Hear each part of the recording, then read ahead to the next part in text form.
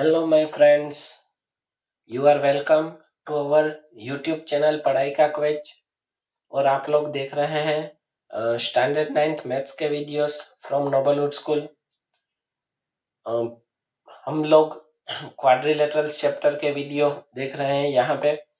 तो previous video में हमने एक थियरम 8.1 जो है वो प्रूव किया था। इस पूरे चैप्टर में जिस थियरम का प्रूफ हमें स्टडी करना है वो सिर्फ वो एक ही थियरम था।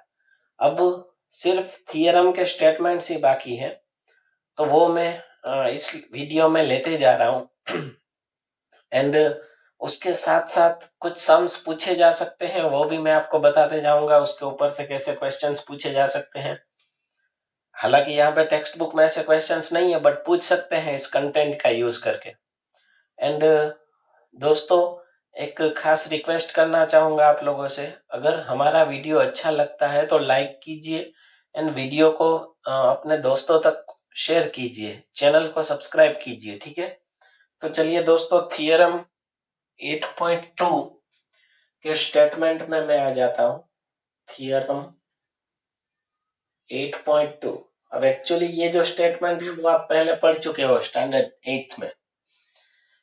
स्टेटमेंट कुछ ऐसा है, in a parallelogram in a parallelogram opposite sides are equal. In a parallelogram opposite sides are equal. अब ये आपको पता ही है, 9th में हम पैरेललोग्राम की 4 प्रॉपर्टी स्टडी कर चुके हैं। वो चारों प्रॉपर्टी यहाँ पे एज अ थियरम आएंगी। In a parallelogram opposite sides are equal. Parallelogram में ऑपोजिट साइड्स कैसी होती है?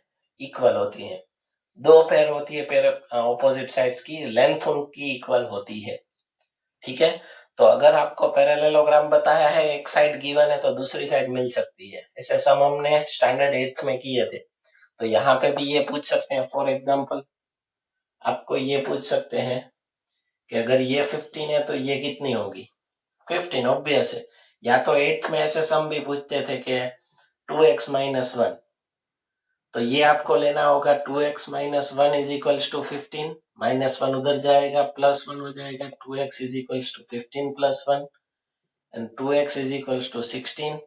x जो है वो मल्टीप्लाई में, वो डिवीजन में जाएगा। 16 upon 2x is equals to 8। ऐसे सम भी पूछे जा सकते हैं, 8th में किए थे हमने, याद है ना आपको। तो ये हो गए पहला theorem, opposite sides are equal parallelogram में, वो आप सब जानते हो। कोई भी पैरेललोग्राम हो उसकी ऑपोजिट साइड्स इक्वल होती है, ठीक है। अब एक और चीज यहाँ पे बोलना चाहूंगा, हमने जो बाकी के कुछ क्वाड्रिलेटरल स्टडी की है, जैसे कि रोम्बस है, रेक्टेंगल है, स्क्वायर है, they are one type of parallelogram. तो उन तीनों में भी पैरेललोग्राम की प्रॉपर्टीज जो है वो फॉलो होती है, ठीक है। ये हो गया थियरम 8.2। अब उसके बाद में लूंगा थियरम 8.3। इसके ऊपर से कैसे सम पूछे जा सकते हैं वो मैंने आपको बताया। 8.3 जो है वो 8.2 का कन्वर्स थियरम है। मतलब आपको बोला है पैरेललोग्राम है तो ऑपोजिट साइड्स इक्वल होंगी। अगर ऑपोजिट साइड्स इक्वल होती हैं किसी क्वाड्रिलेटरल में तो वो क्या होगा? पैरेललोग्राम। तो वो मैं लिख देता हूं, if each pair if each pair of opposite sides of a quadrilateral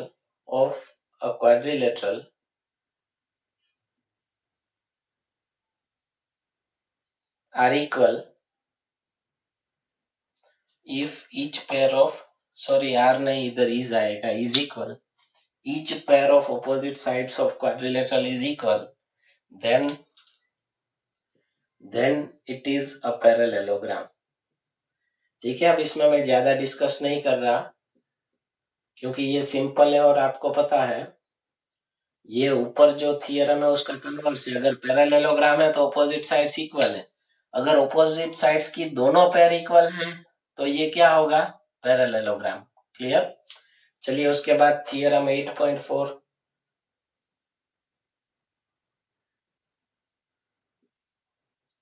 theorem 8.4, ऐसा है, in a parallelogram opposite angles are equal. In a parallelogram opposite angles are equal. Opposite angles are equal. ठीक है, इसके भी सम हम कर चुके हैं 8th में। कैसे कर चुके हैं तो चलिए मैं आपको दिखाता हूँ। ये पैरेललोग्राम है एक, ठीक है, ए बी सी डी। अगर एंगल ए 100 है तो एंगल सी जो है वो भी 100 होगा।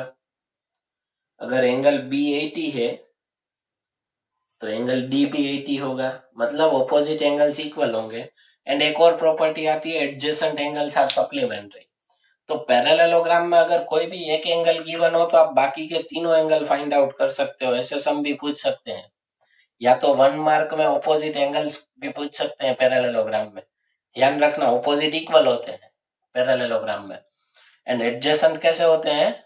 Yes, supplementary. वेरी गुड, मतलब उनका सम 180 होता है। सप्लीमेंट्री मींस ये हो गया थियरम 8.4। और उसके रिलेटेड कैसे सम पूछे जा सकते हैं वो मैंने आपको बताया।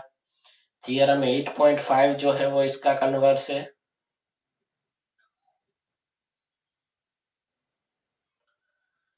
थियरम है 8.5, if in a quadrilateral, if in a quadrilateral, if in a quadrilateral each pair of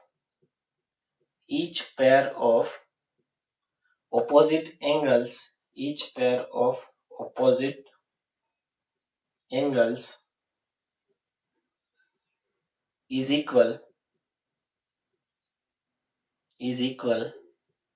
then it is a parallelogram। ठीक है, कन्वर्स थियरम भी ट्रू है, मतलब अगर ऑपोजिट एंगल्स इक्वल हैं तो वो पैरेललोग्राम होगा। क्लियर? तो ये दूसरी प्रॉपर्टी है। फिर उसके बाद आएगा थियरम 8.6, ये भी उसकी तीसरी प्रॉपर्टी। एडजेसेंट एंगल्स वाली नहीं आती यहाँ पे, बट वो आपको सीख लेनी है। थियरम 8.6, 8.6 थियरम में ऐसा कहा है, the diagonals of parallelogram, diagonals of parallelogram bisect each other, intersect का मतलब होता है एक दूसरे को इंटरसेक्ट करते हैं। बाइसेक्ट का मतलब होता है इंटरसेक्ट करते हैं, वहां से दो इक्वल पार्ट होते हैं। मतलब अगर मैं एक पैरेललोग्राम ले लूं, अच्छा वाला मेरे जैसा ABCD, तो इसके अगर मैं दो डायगोनल्स ड्रॉ करूंगा AC एंड BD, तो ये दोनों जहां पे इंटरसेक्ट करते हैं वो बाइसेक्ट करते हैं। बाइसेक्ट का मतलब होगा दो इक्वल पार्ट में डिस्ट्रीब्यूट करते हैं। मतलब AC जो है पूरा, उसके दो पार्ट होंगे, एक OA एंड एक OC, वो दोनों इक्वल होंगे। सेम वे BD जो है डायगोनल, उसके भी दो पार्ट होंगे, उसमें OB और OD इक्वल होंगे। बाइसेक्ट ईच अदर मतलब टू इक्वल पार्ट्स में डिस्ट्रीब्यूट करते हैं। ठीक है, इसमें भी एक पार्ट गिवन और दूसरा पूछ सकते हैं, ऐसे सम आ सकते हैं आपको इस चैप्टर में। क्लियर? तो चलिए अब उसके बाद थियरम 8.6 के बाद आएगा थियरम 8.7। थियरम 8.7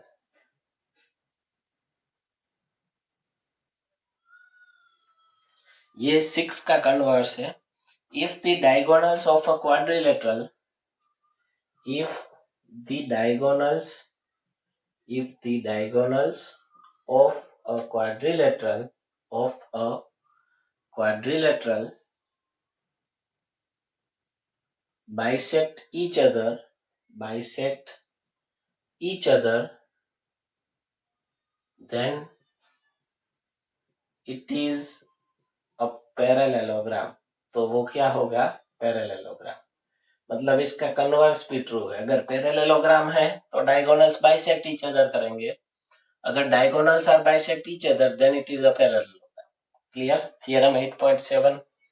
अब उसके बाद आगे जाते हैं थियरम 8.8 है, वो एक और कंडीशन है क्वाड्रिलेटरल की पैरेललोग्राम होने के लिए।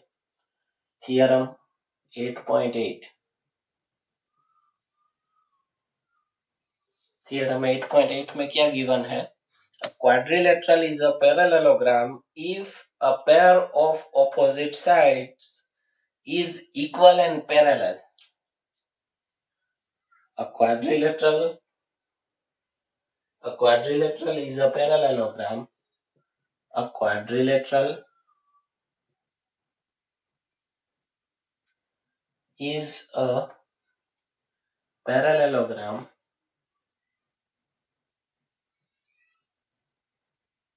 if one pair of opposite sides, one pair of opposite sides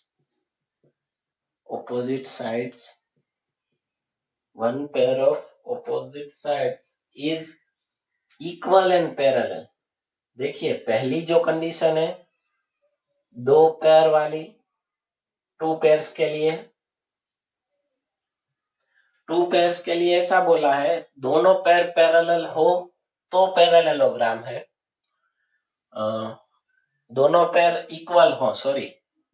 equal हो ऑपोजिट साइड्स की तो पैरेललोग्राम है। लेकिन अगर कोई एक पेयर की हम बात करें, वन पेयर, तो वन पेयर इक्वल तो होनी चाहिए, साथ में पैरेलल भी होनी चाहिए, तो वो पैरेललोग्राम हो जाएगा। फिर दूसरी पेयर अपने आप पैरेलल हो जाएगी, parallel and equal.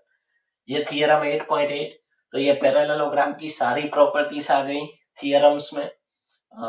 Different type of sums इसमें पूछ सकते हैं आपको।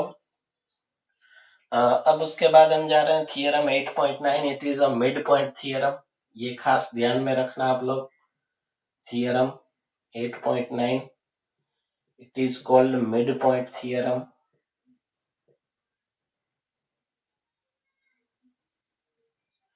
तो इसका भी स्टेटमेंट यहाँ पे अभी सारे जो हैं थियरम वो स्टेटमेंट ही करने हैं हमें, और कुछ नहीं करना। थियरम 8.9 मिड पॉइंट थियरम जो है, the line segment joining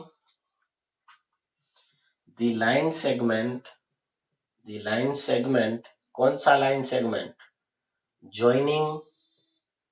joining the midpoints of two sides of triangle is parallel to third side, is parallel to third side, and मैं ब्रैकेट में लिखता हूं एंड हाफ ऑफ इट। मतलब क्या होता है, चलिए मैं समझाता हूं आपको। Line segment joining the mid points of two sides of triangle. पहले तो मैं ट्राइंगल ड्रॉ कर लेता हूं। ट्राइंगल का नाम है एबीसी। अब इसमें से कोई भी टू साइड्स के मिड पॉइंट, एबी का मिड पॉइंट डी है, एसी का मिड पॉइंट ई में ले लेता हूं। The line segment joining the mid points of two sides, दो साइड्स के मिड पॉइंट्स को ज्वाइन करने वाला line segment DE is parallel to third side. यहाँ पे डीई जो है वो बीसी को कैसा होगा? पैरेलल। डीई जो है वो बीसी को कैसा होगा? Parallel. And also half of it मतलब डीई की जो लेंथ है वो बीसी से हाफ होगी, बीसी अपॉन 2 या 1/2 बीसी भी आप लिख सकते हो। ठीक है, तो इससे रिलेटेड भी आपको सम पूछ सकते हैं। डीई की लेंथ गिवन हो, बीसी फाइंड आउट करो, या तो बीसी की लेंथ गिवन हो, डीई फाइंड आउट करो। तो ये आप यूज कर सकते हो। जो मिड पॉइंट का ज्वाइनिंग सेगमेंट है वो हाफ होता है, किससे? थर्ड साइड से। ठीक है, क्लियर? तो ये आप कर सकते हो। ऐसे सम्स भी पूछे जा सकते हैं, या तो 1 मार्क्स में। थियरम 8.9 हो गया। अभी लास्ट थियरम 8.10, ये इसका कन्वर्स ही है। ठीक है, कन्वर्स में क्या है? The line drawn through the mid point of one side of a triangle parallel to another side bisect the third side. द लाइन drawn from midpoint of one side of triangle to the parallel other side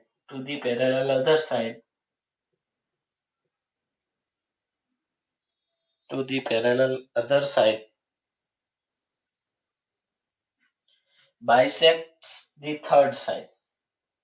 वो जो है वो third side को bisects करेगा.